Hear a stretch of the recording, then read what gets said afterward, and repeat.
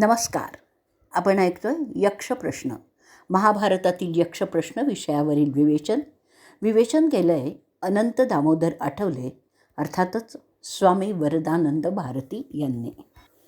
आपला प्रश्न चालला आहे 73वा. यक्ष विचारतो का पंथा म्हणजे मार्ग कोणता आहे.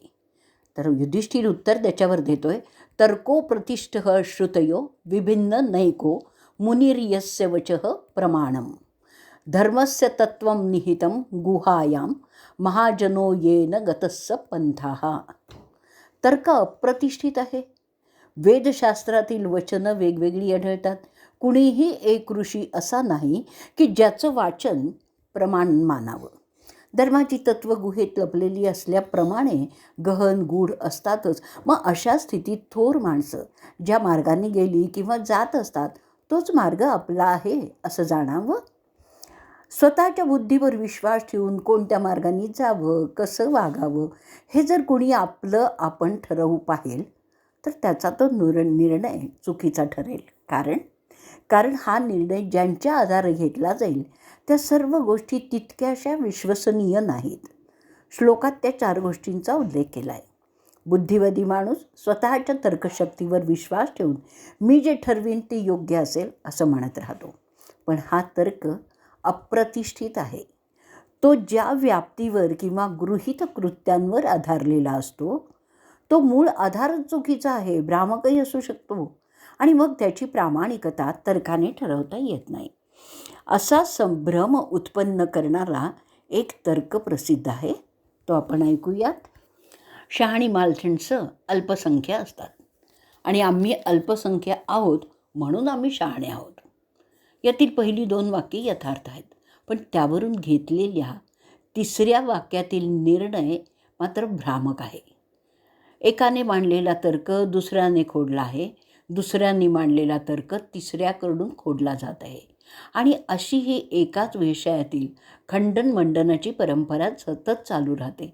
तर्क हा विश्वसनीय मानता येत नाही असं जे मी म्हणतो ते एका तर्कपंडिताच्या उद्गारावरून मान्य होण्यासारखं आहे.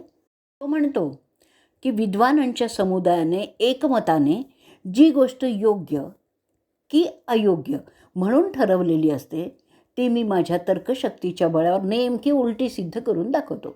म्हणजेच त्यांनी योग्य ठरवलेली मी अयोग्य म्हणून सिद्ध करून दाखवतो, त्यांनी अयोग्य ठरवलेली मी योग्य म्हणून सिद्ध करतो, असे वादविवादपटू रघुनाथ पंडित म्हणतो. आता तर्कावर किती विश्वास ठेवायचा. न्यायालय ते असंच होतं. वादी प्रतिवादींचे अधिवक्ते म्हणजे वकील जेव्हा आपापला पक्ष मोठ्या कौशल्याने मांडित असतात तेव्हा त्या वेळी त्यांचं म्हणणं खरंच आहे असं ऐकणाऱ्याला वाटत राहतं. न्यायालयाचे निर्णय तरी कुठे प्रामाणिक राहतात. खालच्या न्यायालयाने मृत्यूदंडाची शिक्षा ठोठावलेला अपराधी वरच्या न्यायाला निर्दोष सुटतो, कधी उलटही होतं. तेव्हा हे निर्णय प्रामाणिक म्हणून मान्य करता येत नाही. श्रुतिशास्त्रांच्या आदेशाचंही तसंच आहे. एकांपेक्षा अगदी विरुद्ध विधिनिषेध सांगणारी वचनं स्मृती पुराणातूनही पुष्कळ प्रमाणात आढळतात. सूर्योदयापूर्वीचा याग करावा, सूर्योदयानंतरच याग करावा असे आदेश वेदांमध्ये पण आहेत. श्री ज्ञानेश्वर महाराजांनी 6व्या अध्यायात योगाला पंथराज असं म्हटलं आहे. त्याच्यासारखं सोपं काही नाही.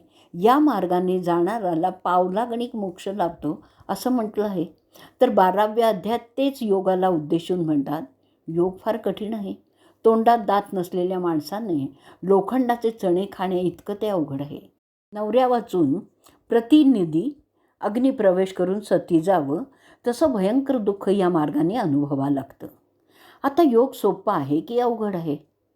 शेवटी पुणेरी उत्तर देण्याचा प्रसंग येतो किंवा म्हटलं तर सोपा, म्हटलं तर अवघड. या कारणाने धर्माची तत्त्व गुहेत लपून ठेवल्याप्रमाणे म्हणजे त्या धनाप्रमाणे शोधून काढणं दुर्घट आहे. यासाठी थोर लोक ज्या मार्गाने जातात तोच मार्ग आपल्या हिताचा म्हणून पत्करावा. वाडवडील ज्या मार्गाने गेले, संत सज्जन ज्या मार्गाने जातात त्याच मार्गाने जाणं हिताचं असतं. जडविज्ञानातील सिद्धांत मोठे प्रामाणिक म्हटले जातात. स्थूलमानाने ते खरे पण आहेत, पण अतिसूक्ष्मात जर शिरलं की तिथेही परस्पर विरुद्ध मतांचा गोंधळ हा आढळतोच. भूमितीतील बिंदूची व्याख्या काल्पनिक की प्रामाणिक? प्रामाणिक म्हणून सिद्ध करणं कठीण आहे, ती गृहीत धरावी लागते. अणुरचनेतील विद्युत पदार्थांचं स्वरूप कणांचं की लहरींचं याचा निर्णय अजून धडपणे घेता आलेला नाही आहे. एका विद्वानांनी म्हटलं आहे की हे पदार्थ आठवड्यातून काही दिवस कणांसारखे असतात तर काही दिवस लहरींसारखे असतात. आता याला सिद्धांत म्हणता येईल का? म्हणून संशोधकांचं काय असेल ते असो, पण व्यवहारात तरी महाजनो ये न गतसहा पंथाहा या आदेशाप्रमाणे वागणं सोपं आणि हितकर असतं. पुढचा प्रश्न 74वा. पुरुषं त्विदानीं व्याख्याही, म्हणजे पुरुषाची व्याख्या काय करावी? युधिष्ठिर उत्तर देतोय, दिवं स्पृशती भूमींच शब्द पुण्येन कर्मणा यावत स शब्दो भवती तावत पुरुष उच्यते. ज्या व्यक्तीच्या पुण्यकृत्यांची कीर्ती जोपर्यंत पृथ्वीपासून स्वर्गापर्यंत गाजत राहते तोपर्यंत त्याला पुरुष म्हणावं. त्या तीर्थरूप दादांनीही म्हटलेलं आहे की जो का कीर्ती रूपे उरला बुध हो नर समजा त्याला.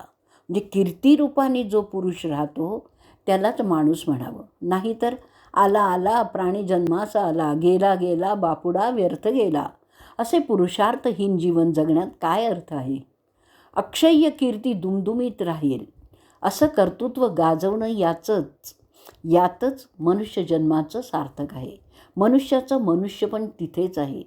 सत्पुरुष, श्रेष्ठ संशोधक, थोर ग्रंथकार आणि त्यागी देशभक्त ही माणसं म्हणण्याच्या योग्यतेची असतात, कारण त्यांची कीर्ती अखंड असते. कीर्तिरूपाने ते अजरामर होत असतात.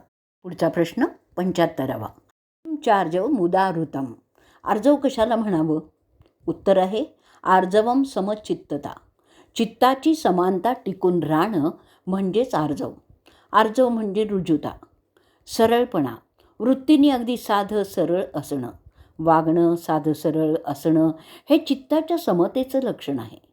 हे लक्षण कसं ओळखायचं याचं गमक गीतेत सांगितलेलं आहे. सुहृद म्हणजे निस्वार्थपणे सर्वांचं हित साधणारा मित्र, शत्रू. उदासीन म्हणजे कोणाच्याच भानगडीत न पडणारा. मध्यस्थ म्हणजे दोन्ही पक्षांचं भलं व्हावं असं इच्छिणाऱ्या. द्वेष करणारा. आप्त, सत्पुरुष, पातकी यांच्याविषयीही ज्यांची बुद्धी समान असते असा तो श्रेष्ठ.